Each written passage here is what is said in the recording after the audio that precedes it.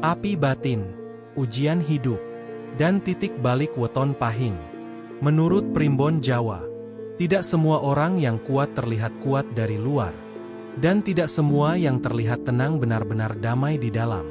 Leluhur Jawa sejak lama memahami satu hal penting. Orang yang membawa energi besar dalam dirinya akan selalu diuji lebih awal, lebih sering, dan lebih dalam. Inilah yang sering dialami oleh pemilik weton pahing.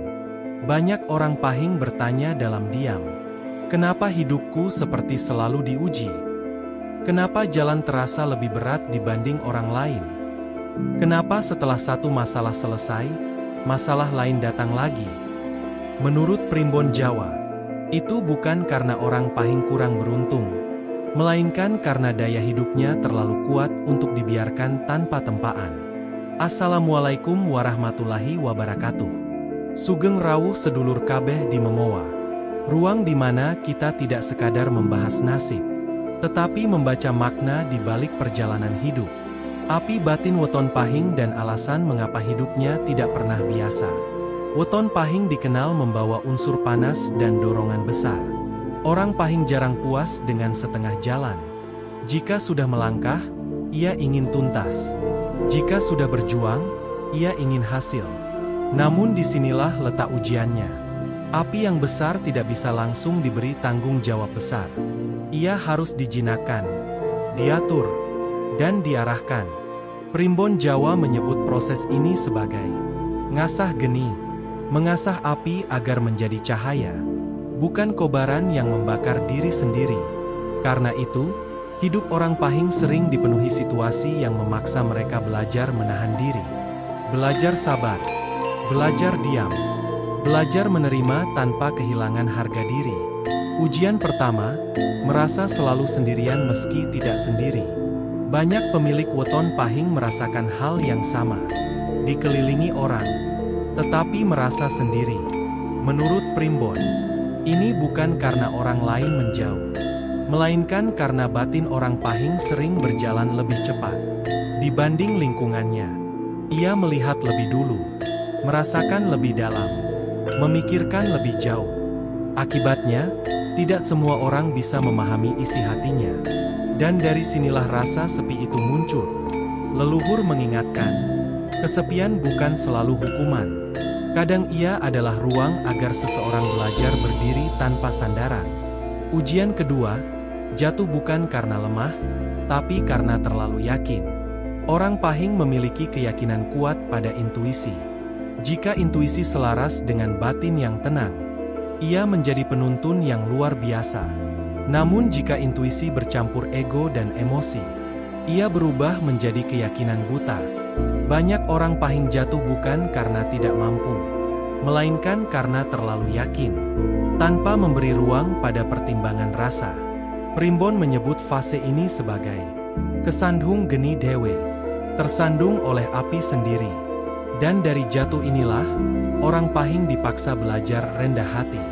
Ujian ketiga, rezeki terasa naik turun tanpa pola.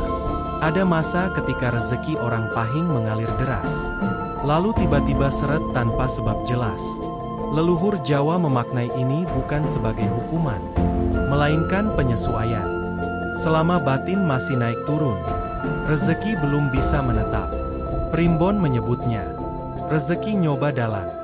Rezeki sedang mencoba jalan, mencari apakah hati ini sudah cukup stabil untuk menampungnya.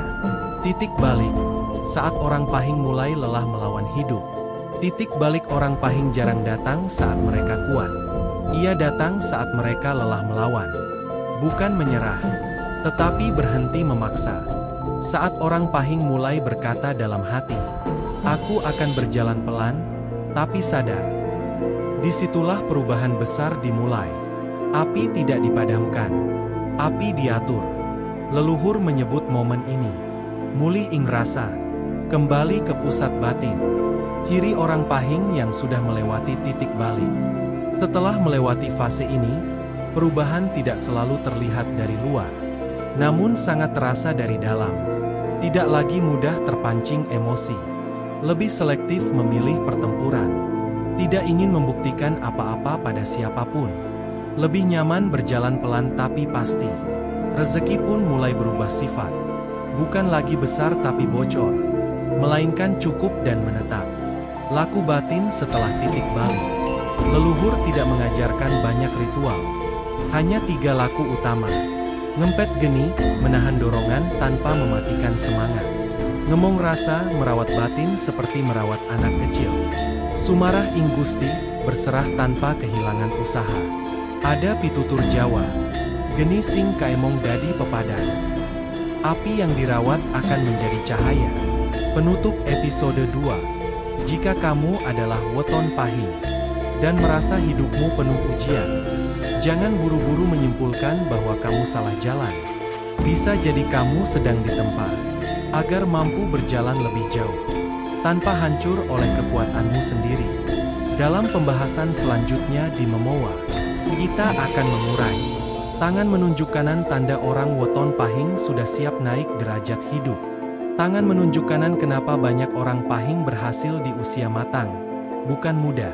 Tangan menunjuk kanan, peran sepi dalam keberkahan hidup pahing. Sampai berjumpa pada lanjutan berikutnya. Matur nuwun.